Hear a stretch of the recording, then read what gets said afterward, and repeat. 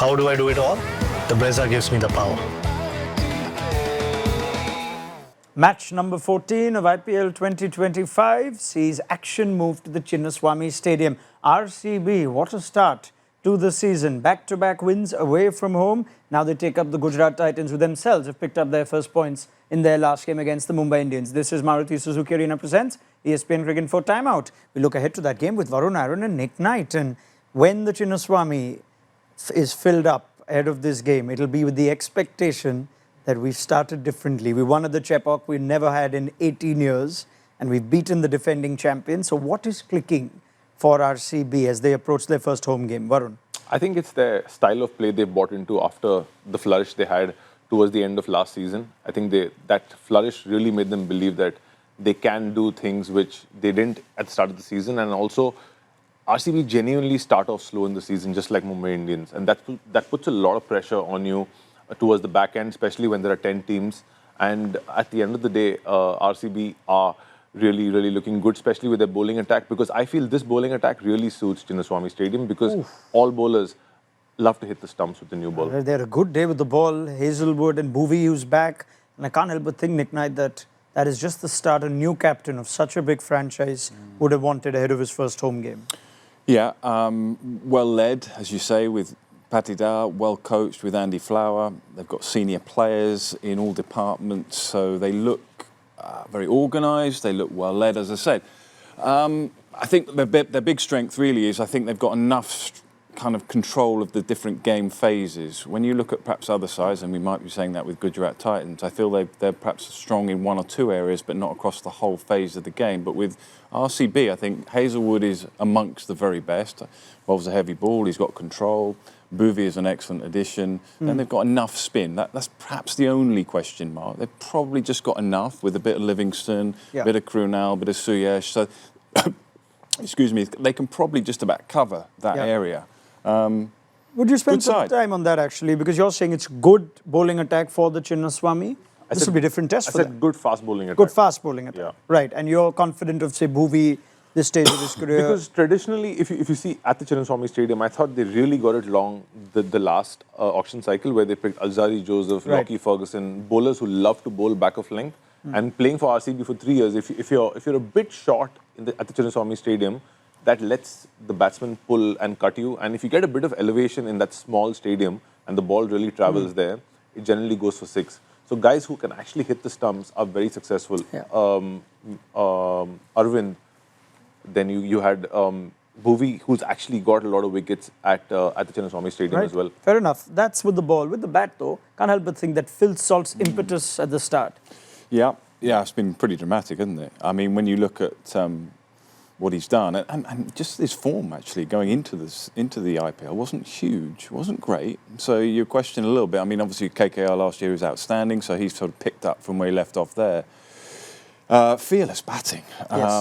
Yeah, really crucial. I mean, so he's played on wickets where you kind of feel so far that the power play's been absolutely essential, and he's kind of led that a little bit. I mean, I think the only way he got out the other day against CSK was that brilliance of Dhoni, the very quick stumping. But he looked very much in control of his game. His game's developed actually quite a lot in the last year or so. He used to be very strong, sort of deep mid-wicket, almost baseball style, and then help it on its way.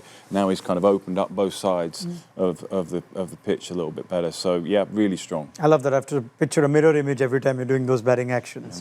Left hand elegant batter that Nick Knight was, but right hand destroyer that Phil Salt is. He loved playing at the Chinnaswamy. Let's talk about the other team though, but let's stick to the RCB element, because Mohammad Siraj, after very many years there, I guess has the experience of bowling at that ground, and I think he had a very good game going into this game.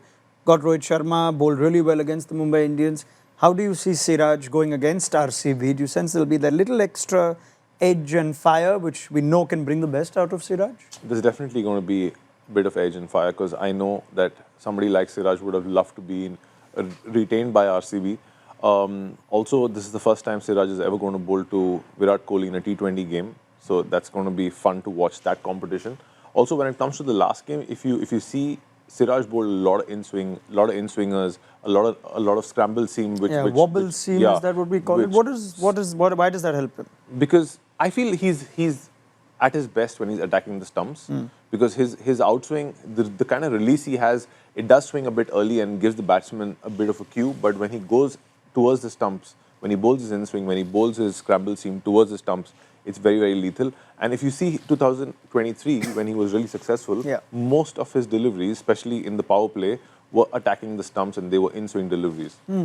It's actually a good bowling attack going to the Chinnaswamy. Rabada and Siraj, Prasidh Krishna, Rashid Khan. We're suddenly thinking, this is not an easy first home game for RCB. No. Where do you see Gujarat's chances? Yeah, Rabada's got a really good record, I think, against Phil Salt and against Virat Kohli. So those matchups at the top there are pretty important.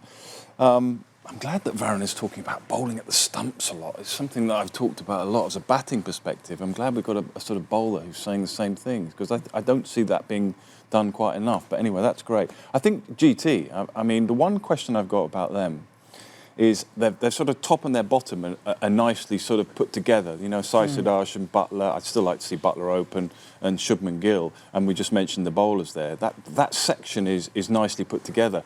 It's that middle section that worries me. And my concern is that, and I understand why they're playing Rutherford, I understand why they're playing Shahrukh, and I understand why Tuatia plays. I understand that they're probably their best options to fill that problem. But I want Glenn Phillips to play. But I can understand why they're not playing Glenn Phillips, because they can't really bat him at 4 or 5. They feel that's a bit too high. But I want Glenn Phillips to play because I think he's a three-dimensional player that can help them in all facets of the game. Sure. But they can't really find a way for him because of the construction of their side. If they had someone that they perhaps were more confident at 4, 5 or 6, then I think Phillips could play instead of Rutherford. But they feel Rutherford has to play rightly because he's more likely at 4. I think GT are really putting their money on Shahrukh. They've put a lot of belief in him and they really feel that he can deliver. And he has shown promise, but it's just not being consistent enough. So it's a big year for Shahrukh actually, you know. If he wants to get back into the reckoning that he was in a couple of years ago, wants to get that momentum again, he's actually positioned really, really well to put in some big performances because he's going to be given the chances. So it's one of those years where you're just backing an Indian batsman and you're hoping that he comes good. Like Shashank, he turned out really well for Kings last year. And it could be Shahrukh this year, but again, just two games into the season, we could see some really good batting from Shahrukh down the order. Tewatia is proven. He's done some magic in the past. He might have more to do than previous years. I just feel that with Butler, I want him to open, but I also feel that they're thinking if we keep him at 3, he can sort of help that middle section a bit more. So you're kind of filling that gap a little bit, a bob each way a little bit on, whereas I actually feel you should just go your best player at the top and then work from there. But I don't think they feel they can do that. But Nick, you can't, I would love to see Butler up top as well.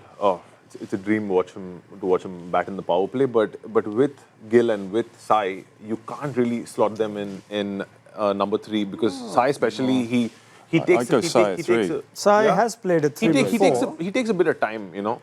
I guess this could be something that might be a recurring conversation with GT as the season goes on. As of now, Sai's got a score in the opening games. They're coming off a win. We expect the top 3 to remain the same, but your points are well made. Gentlemen, predictions, RCB or GT?